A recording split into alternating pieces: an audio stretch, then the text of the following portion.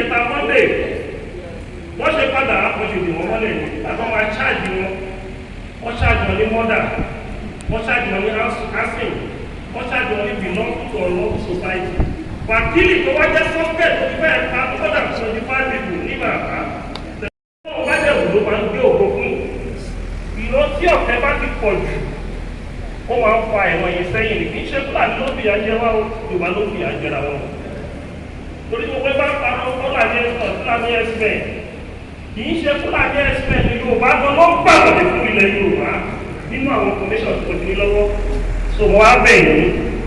ìpàdé yìí a ti sọ̀rọ̀ ibi tí a máa fi sọ pé kí Yorùbá ronú nìyẹn nígbà tí ajá bá ń gbó tó ṣọ ilé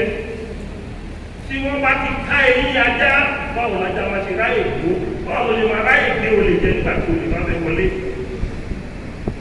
so mo bẹ̀ yín